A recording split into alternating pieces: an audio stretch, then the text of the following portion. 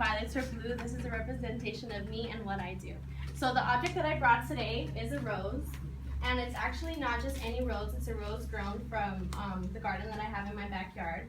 And I've been gardening since I was in, I want to say like end of 6th grade, beginning of 7th grade is whenever I started like really getting into gardening because of like elementary school. Like we kind of had to do it as like an extracurricular activity. So once I kind of got into it, I kind of just like carried it on and then started a garden like at my house with like my mom and my little sisters.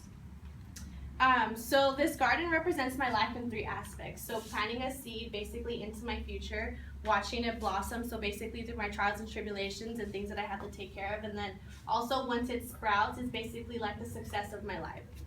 So today I'll be talking about this as a metaphorical object and also its benefits and how people benefit from gardening. So first I'm going to talk about the art of gardening culture.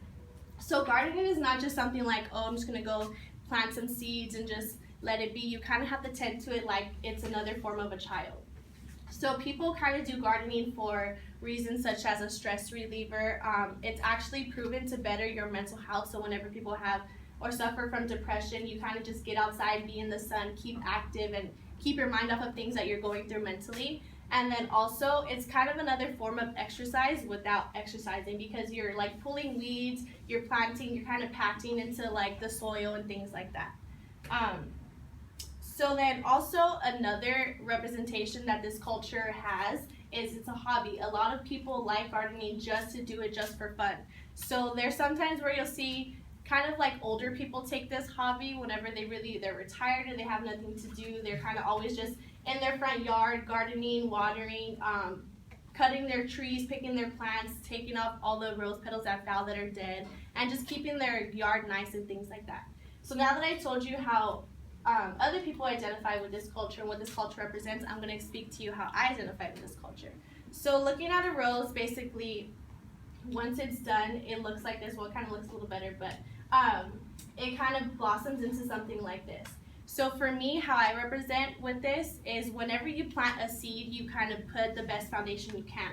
So the way that translates into my real life is I plant the best seed that I can in things such as picking the right school that I was going to go to, or getting a job and putting in an application and kind of seeing, okay, this is the right job for me, or this is not the right job for me. So you pick basically the best seed in the best spot that you can. So then also you watch it grow. So you kind of have to take care of it. So how that translates into back to my life is you have to basically take care of what you need to watch whatever you're doing grow.